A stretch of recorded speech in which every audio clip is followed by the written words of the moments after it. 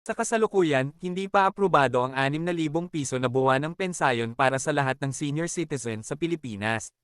Ang panukalang batas na kilala bilang Universal Social Pension Bill, House Bill No. 10,423, ay naaprubahan na ng House of Representatives noong ika-21 ng Mayo taong 2024, ngunit ito ay nananatiling nakabinbin sa antas ng komite sa Senado at hindi pa naisa sa batas.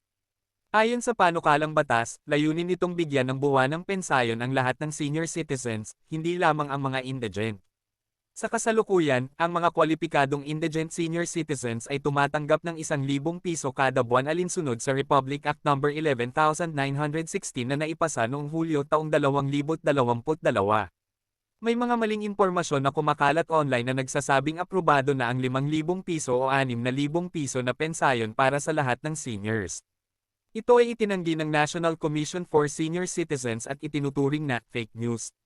Para sa mga indigent senior citizens sa Baguio at buong Cordillera, maaari pa rin kayong mag-apply sa Social Pension Program ng DSWD. Ang mga kwalipikado ay dapat 60 taong gulang pataas, walang regular na kita o suporta mula sa pamilya, at hindi tumatanggap ng pensayon mula sa SSS, GSIS, o iba pang ahensya. Para sa mga update sa panukalang batas, maaaring subaybayan ang mga opisyal na pahayag mula sa Senado o sa mga ahensya tulad ng DSWD at NCSC.